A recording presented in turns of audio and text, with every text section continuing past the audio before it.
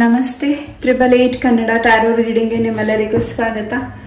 ಯಾರೆಲ್ಲ ನನ್ನ ಚಾನಲ್ಗೆ ಸಬ್ಸ್ಕ್ರೈಬ್ ಮಾಡಿದ್ದೀರಾ ಥ್ಯಾಂಕ್ ಯು ಸೋ ಮಚ್. ಯಾರಿನ್ನೂ ನನ್ನ ಚಾನಲ್ಗೆ ಸಬ್ಸ್ಕ್ರೈಬ್ ಮಾಡಿಲ್ಲ ಸಬ್ಸ್ಕ್ರೈಬ್ ಮಾಡಿ ಅಂತ ಕೇಳ್ತಾ ಎಸ್ ಇವತ್ತಿನ ಟಾಪಿಕ್ ಲವ್ ರೀಡಿಂಗ್. ಸೊ ನಿಮ್ಮ ಪಾರ್ಟ್ನರಿಂದ ಏನು ಮೆಸೇಜಸ್ ಸಿಗ್ತಿದೆ, ಏನು ಹೇಳಲಿಕ್ಕೆ ಬಯಸ್ತಿದ್ದಾರೆ, ಎಸ್ ಈ ಒಂದು ರೀಡಿಂಗಲ್ಲಿ ನೋಡೋಣ. ಎಸ್ ಇಲ್ಲಿ 2 ಪೈಲ್ ಇದೆ, ಪೈಲ್ ನಂಬರ್ 1 ಆ್ಯಂಡ್ ಪೈಲ್ ನಂಬರ್ 2. ಯಾವುದು ನಿಮಗೆ ಅಟ್ರಾಕ್ಟ್ ಅನ್ನಿಸ್ತದೆ 1 ನಿಮಿಷ ಮೆಡಿಟೇಟ್ ಮಾಡಿ ಇಷ್ಟವಾದ ಪೈಲ್ನ ಚಾಯ್ಸ್ ಮಾಡ್ಕೊಳ್ಳಿ ಆ್ಯಂಡ್ ಯಾವುದು ರೆಸಿನೇಟ್ ಆಗುತ್ತೆ ಅದನ್ನು ತಗೊಳ್ಳಿ. ರೆಸಿನೇಟ್ ಆಗಿಲ್ಲದೆ ಇರೋದನ್ನು ಎಸ್ ಇಲ್ಲೇ ಬಿಟ್ಬಿಡಿ. ಇದೊಂದು ಟೈಮ್ಲೆಸ್ ರೀಡಿಂಗ್ ಆಗಿರುತ್ತೆ, ಇದೊಂದು ಜನರಲ್ ರೀಡಿಂಗ್ ಆಗಿರುತ್ತೆ. ಯಾವುದು ನಿಮಗೆ ರೆಸಿನೇಟ್ ಆಗುತ್ತೆ ಅದನ್ನು ತಗೊಳ್ಳಿ. ಎಸ್ ಐ ಹೋಪ್ ಚಾಯ್ಸ್ ಮಾಡಿದ್ದೀರಾ ಅಂತ ಅನ್ಕೋತೀನಿ. Yes pile number 1 yes pile number 1ಗೆ ನಿಮ್ಮ ಪಾರ್ಟ್ನರಿಂದ ಏನು ಮೆಸೇಜಸ್ ಸಿಗ್ತಿದೆ, ಅವ್ರೇನು ನಿಮಗೆ ಹೇಳಲಿಕ್ಕೆ ಬಯಸ್ತಿದ್ದಾರೆ ನೋಡೋಣ.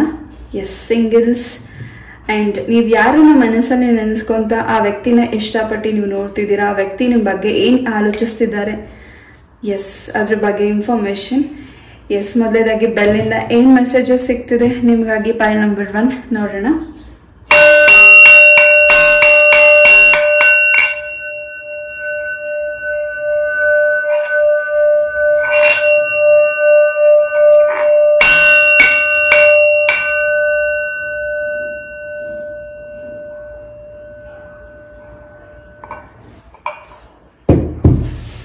ಎಸ್ ಪೈಲ್ ನಂಬರ್ 1 ನಿಮ್ಮ ಪಾರ್ಟ್ನರ್ಗೆ ನಿಮ್ಮ ಮೇಲೆ ತುಂಬಾನೇ ಪ್ರೀತಿ ಇದೆ, ತುಂಬಾನೇ ರೆಸ್ಪೆಕ್ಟ್ ಇದೆ ಆ್ಯಂಡ್ ಕೆಲವು ವಿಚಾರಗಳಲ್ಲಿ ನೀವಿಬ್ರು ಸಪ್ರೇಷನಲ್ಲಿ ಇರಬಹುದು. ಈ ಒಂದು ರೀಡಿಂಗ್ನ ನೋಡ್ತಿರಬಹುದು ನೀವು.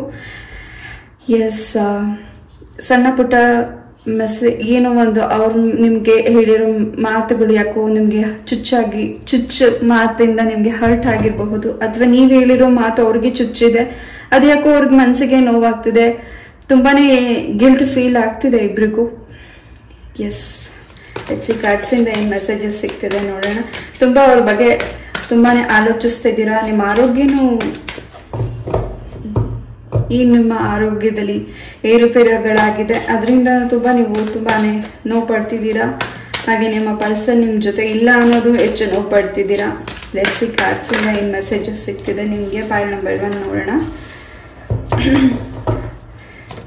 ಸ್ವಲ್ಪ ಥರ್ಡ್ ಪಾರ್ಟೀಸಿಂದ ಸ್ವಲ್ಪ ನೆಗೆಟಿವಿಟಿ ಆಗಿದೆ ಆ್ಯಂಡ್ ನಿಮ್ಮ ಪಾರ್ಟ್ನರ್ ನಿಮ್ಮ ಲೈಫಿಗೆ ಕಮ್ ಬ್ಯಾಕ್ ಆಗ್ತಿದ್ದಾರೆ ಆ್ಯಂಡ್ ನಿಮ್ಮ ಬಗ್ಗೆ ತುಂಬಾ ನಿಮ್ಮ ಮೇಲೆ ಹೆಚ್ಚಿನ ನಂಬಿಕೆ ಇಟ್ಟಿದ್ದಾರೆ. ಒಂದೊಳ್ಳೆ ಅಭಿಪ್ರಾಯ ಇದೆ ಹಾಗೂ ಏನೋ ಒಂದೊಳ್ಳೆ ನಿರ್ಧಾರನ ತಗೊಳ್ತಿದ್ದಾರೆ. ಆ ನಿರ್ಧಾರಕ್ಕೆ ನೀವು ನಿಲ್ತಿದ್ದೀರಾ ಅಥವಾ ಆ ನಿರ್ಧಾರಕ್ಕೆ ನೀವು ಒಪ್ತೀರಾ ಇಲ್ವಾ ಅನ್ನೋದು ಹೆಚ್ಚಿನ ಆತಂಕ ನಿಮ್ಮ ಪರ್ಸನ್ ಇರಬಹುದು. ಆ್ಯಂಡ್ ಏನೋ ನಿಮ್ಮ ಪ್ರೀತಿಯಲ್ಲಿ ಬ್ಯಾಲೆನ್ಸಿಂಗ್ ಬೇಕಾಗಿದೆ. ಸೊ ಥರ್ಡ್ ಪಾರ್ಟಿ ಯಾರಿದ್ದಾರೆ, 3ನೇ ವ್ಯಕ್ತಿಗಳು, ಅವರಿಂದ ಸ್ವಲ್ಪ ನೀವು ಸಪ್ರೇಷನಲ್ಲಿ ಇರಬಹುದು ಅಥವಾ ಆ ವ್ಯಕ್ತಿನ ಆ ವ್ಯಕ್ತಿಗಳು ನಿಮ್ಮನ್ನು ದೂರ ಮಾಡಲಿಕ್ಕೆ ಹೆಚ್ಚಿನ ಎಫರ್ಟ್ ಆಗ್ತಿದ್ದಾರೆ. ನಿಮ್ಮ ಪ್ರೀತಿಯಲ್ಲಿ ಹೆಚ್ಚಿನ ಕೆಟ್ಟ ದೃಷ್ಟಿಗಳಿದೆ, ಅದನ್ನು ಕೂಡ ನೀವು ಕ್ಲೆನ್ಸ್ ಮಾಡ್ಕೋಬೇಕಿದೆ ಪೈಲ್ ನಂಬರ್ 1. ಆ್ಯಂಡ್ ನಿಮ್ಮ ಪಾರ್ಟ್ನರ್ ನಿಮಗೆ ತುಂಬಾನೇ ಮನಸ್ಸಿನ ಮಾತಿನ ಹೇಳಲಿಕ್ಕೆ ಬಯಸ್ತಿದ್ದಾರೆ, ತುಂಬಾನೇ ಆಲೋಚಿಸ್ತಿದ್ದಾರೆ. ಆ ಆಲೋಚನೆಯಿಂದ ಅವರು ತುಂಬಾನೇ ಒಂದು ರೀತಿ ತುಂಬಾನೇ ಬೇಸರ ಇದೆ ಅವರ ಮನಸ್ಸಲ್ಲಿ. ಹಿಂದೆ ಆಗಿರೋ ಮಿಸ್ಟೇಕ್ಸ್ನ ಕರೆಕ್ಷನ್ ಮಾಡ್ಕೊಳ್ಳಿಕ್ಕೆ ಟೈಮ್ ಬೇಕಾಗಿದೆ. ಎಸ್ ನಿಮ್ಮ ಮನಸ್ಸಿನಲ್ಲಿ ಏನು ಹೇಳಬೇಕು ಅಂತ ನೀವು ಬಯಸ್ತಿದ್ದೀರಾ, ಅದು ಯಾಕೋ ನೀವು ಹೇಳಲಿಕ್ಕೆ ಆಗ್ತಿಲ್ಲ, ಅದನ್ನ ಹೈಡ್ ಮಾಡ್ತಿದ್ದೀರಾ. ಎಸ್ ಅದನ್ನು ನೀವು ಹೇಳಬೇಕು ಅನ್ನೋದು ನಿಮ್ಮ ಪಾರ್ಟ್ನರ್ ಒಂದು ಮನಸ್ಥಿತಿ ಇರಬಹುದು. ನೀವೇನೋ ಮಾತಾಡಬೇಕು ಅಂತ ಬಯಸ್ತಿದ್ದೀರಾ, ಬಟ್ ಅದನ್ನು ಹೇಳೋಕ್ಕಾಗ್ತಿಲ್ಲ. ಆ್ಯಂಡ್ ಏನೋ ಒಂದು ರೀತಿ ನಿಮ್ಮಿಬ್ಬರ ಮಧ್ಯೆ ಸಂಕೋಚ ಇದೆ, ನಿಮ್ಮಿಬ್ಬರ ಮಧ್ಯೆ ಹೆಚ್ಚಿನ ಗೌರವ ಇದೆ.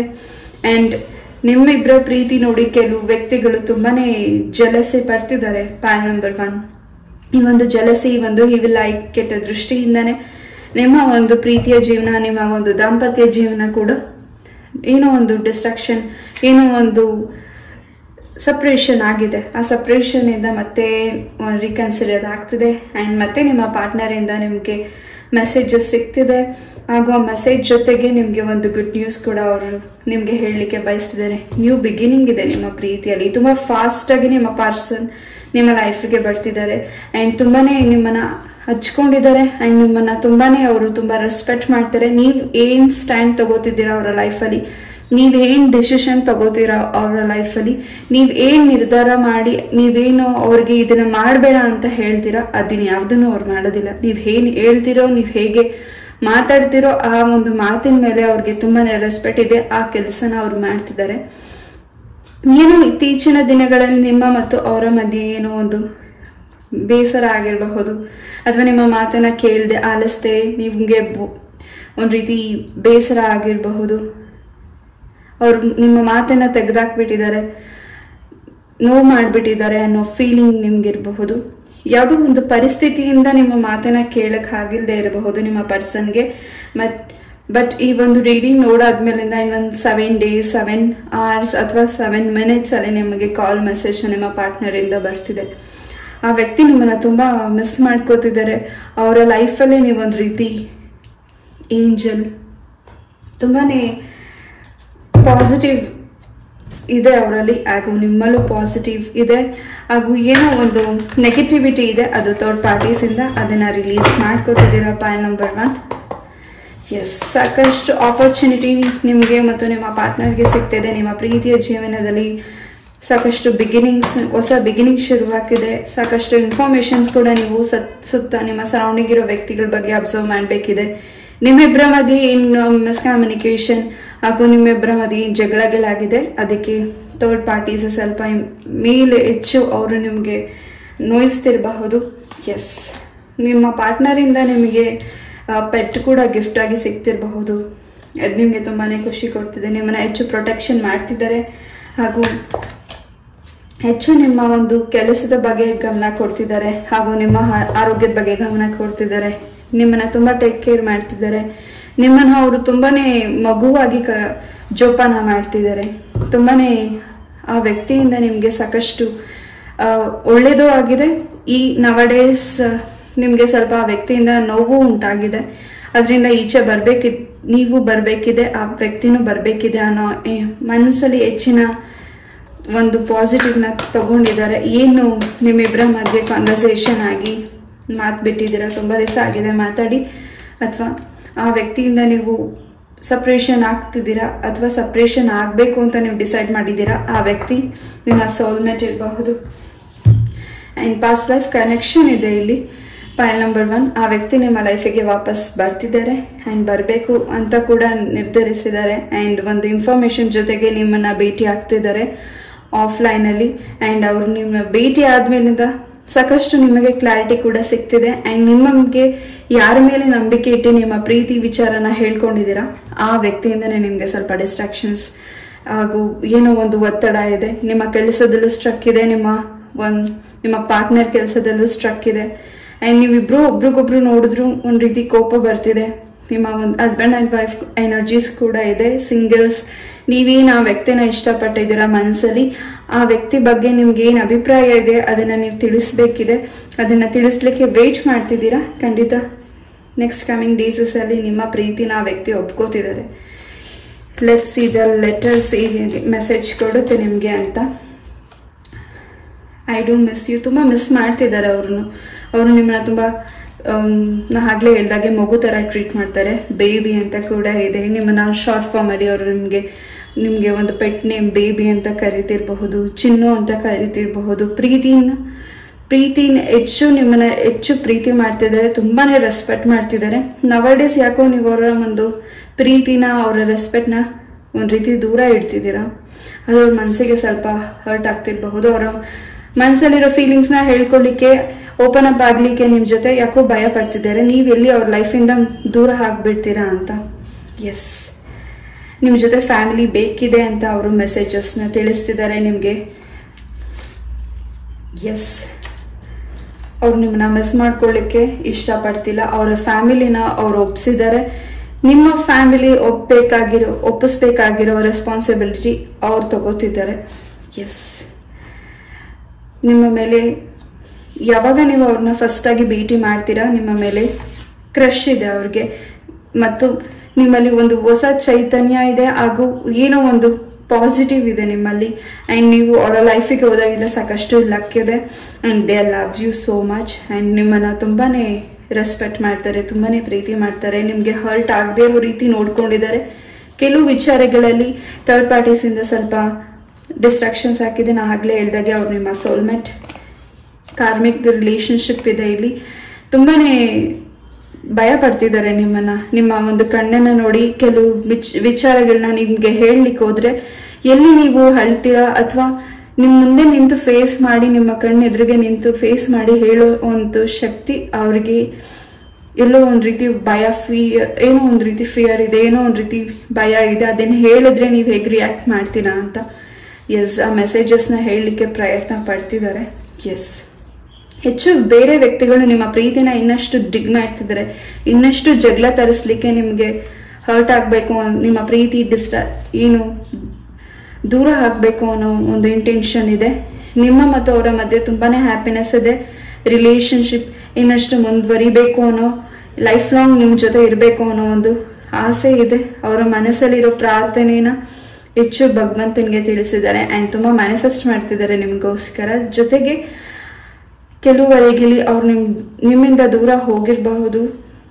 Third parties is most important ಅಂತ ಅಂದ್ಕೊಂಡಿರಬಹುದು. ಆ್ಯಂಡ್ ನಿಮ್ಮ ಜೊತೆ ಫ್ರೆಂಡ್ ಆಗಿರಲಿಕ್ಕೆ ಅವರು ನಿಮ್ಮ ಜೊತೆ ಯಾವುದೇ ಒಂದು ಕನೆಕ್ಷನ್ ಇಲ್ಲ, ಜಸ್ಟ್ ಫ್ರೆಂಡ್ ಆಗಿರಬೇಕು ಅಂತ ಅಂದ್ಕೊಂಡಿದ್ದಾರೆ.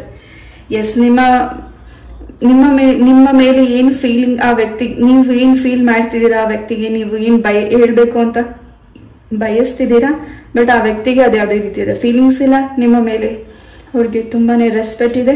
ಆ್ಯಂಡ್ ನಿಮಗೆ ಫ್ರೆಂಡ್ ಆಗಿ ನೋಡ್ತಿದ್ದಾರೆ. ನಿಮಗೆ ಅವ್ರ ಮೇಲೆ ತುಂಬ ಪ್ರೀತಿ ಇರಬಹುದು, ಬಟ್ ಆ ವ್ಯಕ್ತಿಗೆ ನಿಮ್ಮ ಮೇಲೆ ಆ ರೀತಿಯಾದ ಫೀಲಿಂಗ್ಸ್ ಇಲ್ಲದೆ ಇರಬಹುದು ಕೆಲವರಿಗೆ. ಯಾವುದು ರೆಸಿನೇಟ್ ಆಗಿದೆ ಅದನ್ನು ಮಾತ್ರ ತಗೊಳ್ಳಿ, ರೆಸಿನೇಟ್ ಆಗಿಲ್ಲದೆ ಇರೋದನ್ನ ಇಲ್ಲೇ ಬಿಟ್ಬಿಡಿ. ಈ ಒಂದು ರೀಡಿಂಗ್ ಮುಗಿಸ್ತಾ ಐ ಹೋಪ್ ಈ ಒಂದು ರೀಡಿಂಗ್ ನಿಮಗೆ ಇಷ್ಟ ಆಯಿತು ಅಂತ ಅನ್ಕೋತೀನಿ. ಇಷ್ಟ ಆದರೆ ಲೈಕ್, ಶೇರ್ ಆ್ಯಂಡ್ ಸಬ್ಸ್ಕ್ರೈಬ್ ಮಾಡಿ. ಇದೇ ರೀತಿಯಾದ ಇಂಟ್ರೆಸ್ಟಿಂಗ್ ಟಾಪಿಕ್ ಒಂದಿಗೆ ನಾನು ಮತ್ತೆ ಭೇಟಿ ಆಗ್ತೀನಿ. ನಮಸ್ತೆ. ಪ್ಯಾಲ್ ನಂಬರ್ 2 ಯಾರಿಗೊಂದು ಕಾರ್ಡ್ನ ಚಾಯ್ಸ್ ಮಾಡಿದ್ದೀರಾ? ನಿಮಗಾಗಿ ಒಂದು ರೀಡಿಂಗ್. ಇದೊಂದು ಜನರಲ್ ರೀಡಿಂಗ್ ಆಗಿರುತ್ತೆ. ಯಾವುದು ನಿಮಗೆ ರೆಸಿನೇಟ್ ಆಗುತ್ತೆ ಅದನ್ನ ತಗೊಳ್ಳಿ. ರೆಸಿನೇಟ್ ಆಗಿಲ್ಲದೆ ಇರೋದನ್ನ ಇಲ್ಲೇ ಬಿಡಿ. ಮೊದಲಾಗೆ ಬೆಲ್ ಏನ್ ಮೆಸೇಜ್ ಕೊಡುತ್ತೆ ಪ್ಯಾಲ್ ನಂಬರ್ 2ಗೆ ನೋಡೋಣ.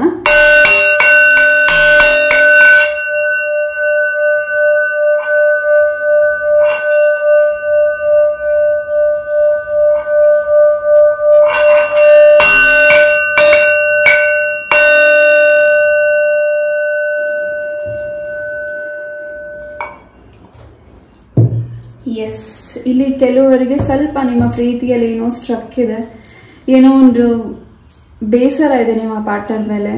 ಆ್ಯಂಡ್ ನೀವು ಸಪ್ರೇಷನ್ ಇರಬಹುದು. ಆ್ಯಂಡ್ ಅವರು ನಿಮ್ಮ ಮೇಲೆ ಹೆಚ್ಚಿನ ಪ್ರೀತಿ, ಹೆಚ್ಚಿನ ಕಾಳಜಿ, ಹೆಚ್ಚಿನ ರೆಸ್ಪೆಕ್ಟ್ ಇದೆ. ಬಟ್ ಯಾಕೋ ನವಡೇಸಿಂದ ನೀವು ಅವರಿಂದ ದೂರ ಇರಬಹುದು. ಅವರಿಂದ ನಿಮಗೆ ಯಾಕೋ ಒಂದು ರೀತಿ ಮನಸ್ಸಿಗೆ ಬೇಸರ ಆಗಿರಬಹುದು. ಅದನ್ನು ಕರೆಕ್ಷನ್ ಮಾಡ್ಕೊಳ್ಳಿಕ್ಕೆ ಚಾನ್ಸ್ ಕೇಳ್ತಿರ್ಬೋದು ನಿಮ್ಮ ಪಾರ್ಟ್ನರ್. ಕಾರ್ಡ್ಸಿಂದ ಏನು ಮೆಸೇಜಸ್ ಸಿಗ್ತಿದೆ ನೋಡೋಣ. ನೀವು ಯಾವ್ದ್ರ ಬಗ್ಗೆನೂ ಕಾನ್ಸಂಟ್ರೇಷನ್ ಮಾಡೋಕ್ಕಾಗ್ತಿಲ್ಲ. ನಿಮ್ಮ ಯಶಸ್ಸನ್ನು ನೋಡಲಿಕ್ಕೆ ನಿಮ್ಮ ಪಾರ್ಟ್ನರ್ ಬಯಸ್ತಿದ್ದಾರೆ. ನೀವು ಅವರ ಲೈಫಲ್ಲಿ ಇರೋದೇ ಅವ್ರಿಗೆ ಒಂದು ರೀತಿ ಯಶಸ್ಸು, ಧೈರ್ಯ ಹಾಗೂ ಒಂದು ರೀತಿ ತುಂಬಾ ಹ್ಯಾಪಿನೆಸ್. ಆ್ಯಂಡ್ ತುಂಬಾ ಅವ್ರಿಗೆ ನೀವೊಂದು ರೀತಿ ಸ್ಟ್ರಾಂಗ್ ಪರ್ಸನ್ ಅಂತ ಆ ವ್ಯಕ್ತಿ ತಿಳ್ಕೊಂಡಿದ್ದಾರೆ. ಆ ವ್ಯಕ್ತಿಗೆ ನಿಮ್ಮ ಮೇಲೆ ತುಂಬಾ ಒಳ್ಳೆಯ ಅಭಿಪ್ರಾಯ ಇದೆ. ಪ್ಯಾಲ್ ನಂಬರ್ 2 ನಿಮ್ಮ ಒಂದು ಹಸ್ಬೆಂಡ್ ಆ್ಯಂಡ್ ವೈಫ್ ಏನು ನಿಮ್ಮ ಮಧ್ಯೆ ದೂರ ಸಪ್ರೇಷನ್ ಇತ್ತು, ಅದು ಕೂಡ ನೆಕ್ಸ್ಟ್ ಕಮಿಂಗ್ ಡೇಸಲ್ಲಿ ಏನು ನಿಮಗೆ ನೆಗೆಟಿವಿಟಿ ಆಗಿದೆ ಅದರಿಂದ ನಿಮಗೆ ರಿಲೀಸ್ ಆಗ್ತಿದೆ. ಆ್ಯಂಡ್ ನಿಮ್ಮ ಒಂದು ದಾಂಪತ್ಯ ಜೀವನ ಹಾಗೂ ನಿಮ್ಮ ಪ್ರೀತಿಯ ಜೀವನದಲ್ಲಿ 3ನೇ ವ್ಯಕ್ತಿ ನಿಮ್ಮನ್ನು ಲಾಕ್ ಮಾಡಿಟ್ಟಿದ್ದಾರೆ. ನೀವು ಆ ವ್ಯಕ್ತಿ ಜೊತೆ ಮತ್ತೆ ಕಮಿಟ್ಮೆಂಟ್ ಸಿಗಬಾರ್ದು, ನಿಮ್ಗೆ ಆ ವ್ಯಕ್ತಿ ಜೊತೆ ಇರಬಾರ್ದು, ಆ ವ್ಯಕ್ತಿಯಿಂದ ನೀವು ಸಪ್ರೇಷನ್ ಆಗಬೇಕು ಅನ್ನೋ ಒಂದು ಹೊಟ್ಟೆ ಕಿಚ್ಚು ಜಲಸಿ ಇದೆ. ಹಾಗೂ ಇದನ್ನ ತುಂಬಾ ನಿಮಗೆ ಹರ್ಟ್ ಆಗೋ ರೀತಿನೇ ಮಾಡ್ತಿದ್ದಾರೆ. ಯಾರ ಜೊತೆ ನೀವು ತುಂಬ ಬಾಂಡಿಂಗ್ ಅಲ್ಲಿ ಇದ್ದೀರಾ ಆ ವ್ಯಕ್ತಿಗಳೇ ನಿಮಗೆ ಹರ್ಟ್ ಮಾಡ್ತಿದ್ದಾರೆ. ತುಂಬಾನೇ ನೋವು ಆಗಿದೆ, ತುಂಬಾನೇ ಮನಸ್ಸಿಗೆ ಬೇಸರ ಆಗಿದೆ. ಆ ವ್ಯಕ್ತಿನ ಬಿಟ್ಟು ಬೇರೆ ವ್ಯಕ್ತಿಗೋಸ್ಕರ ನೀವು ವೆಯ್ಟ್ ಮಾಡ್ತಿರಬಹುದು. ನೀವಾಗಿರ್ಬಹುದು, ನಿಮ್ಮ ಪಾರ್ಟ್ನರ್ ಆಗಿರಬಹುದು, ನಿಮ್ಮನ್ನ ಬಿಟ್ಟು ಬೇರೆ ವ್ಯಕ್ತಿ ಜೊತೆ ಹೆಚ್ಚಿನ ಅವ್ರಿಗೆ ಪ್ರೀತಿ ಇದೆ, ಹೆಚ್ಚು ಅವ್ರ ಬಗ್ಗೆ ಗಮನ ಕೊಡ್ತಿದ್ದಾರೆ. ನೀವು ಅವ್ರ ಬಗ್ಗೆ ನೆನೆಸ್ಕೊಂತ ಈ ಒಂದು ರೀಡಿಂಗ್ ನೋಡ್ತಿರಬಹುದು. ನೀವೊಂದು ಕಾರ್ಡ್ನ ಚಾಯ್ಸ್ ಮಾಡಿರೋದು ಪೈಲ್ ನಂಬರ್ 2.